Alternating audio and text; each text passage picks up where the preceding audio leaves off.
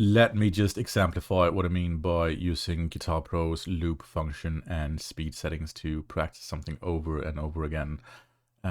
So say I have these 8 bars here. I've made my mouse quite big, or the marker, or whatever you call it, just so you can see what I'm clicking.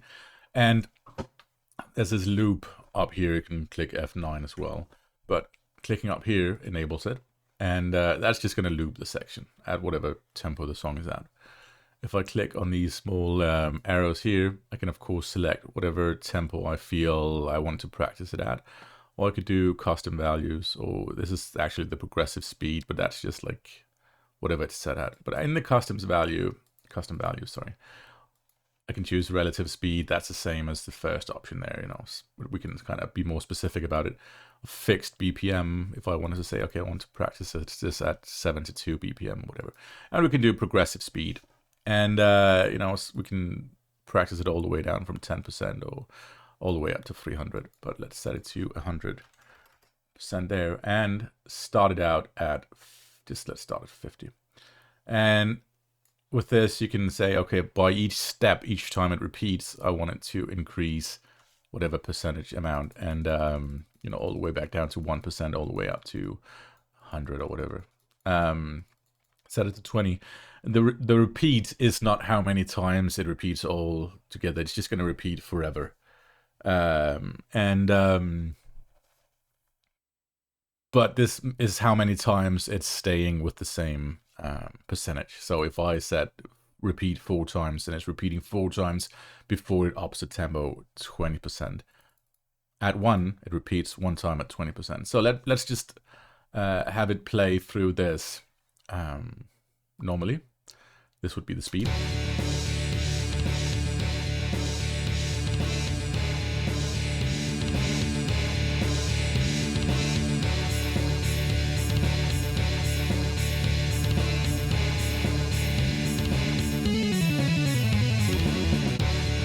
All right, and then turn on the speed trainer here. You can actually see that it's progressively getting faster by the small arrow there.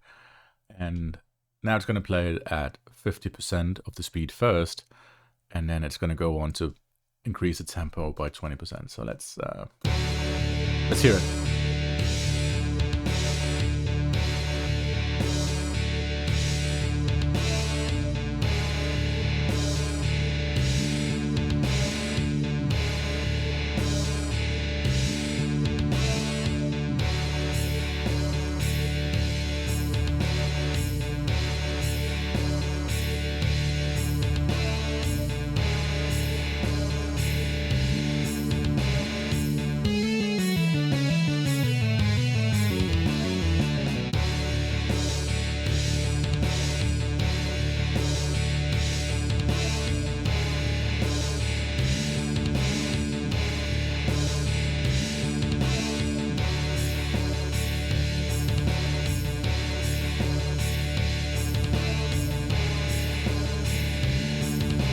And it's going up another 20% now.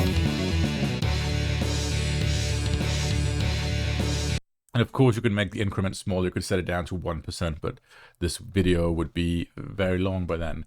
Now, you know, if there was a section you didn't want to practice, say, you just want to go straight out of this here into whatever's coming next, I would simply just take out whatever section I don't want in there, and Control-Delete will remove those bars for you.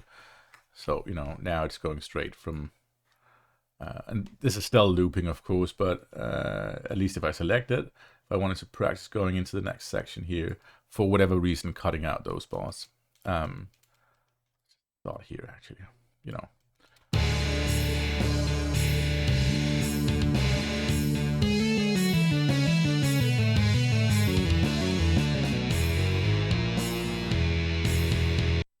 And so on, and it would loop the selection here. Now, I kind of sometimes, you know, prefer practicing moving into the next section without actually practicing the full next section yet. So sort of practicing the transition, and you can do, you know, I do that by either selecting 1 or 2 bars of the next section. So you come out of this, you go into the next section, you just kind of practice landing on here, for instance, on the A sus2.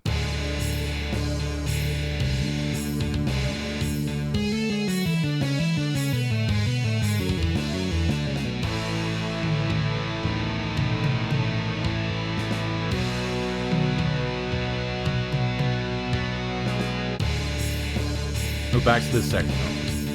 Keep repeating.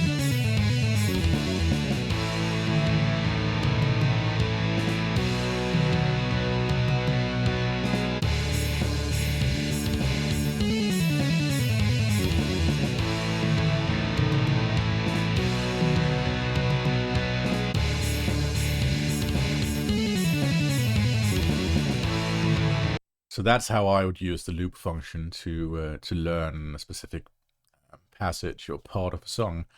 And yeah, I think it's flexible enough to give you, you know, those kind of things. And as I say, in the custom values, you could, if you were feeling, okay, I can't really push beyond, say, 75%. That's difficult to hit with this mouse. It's hitting all kind of other things. Then, you know, okay, set it to there and maybe increase it 1%. And have it repeat that like a few times before you move on, if that makes you feel more comfortable with the part. So it's got a lot of, to me, neat functions. I don't know if this was useful to you. If it was, you know, leave a like if you want to. Thanks for watching.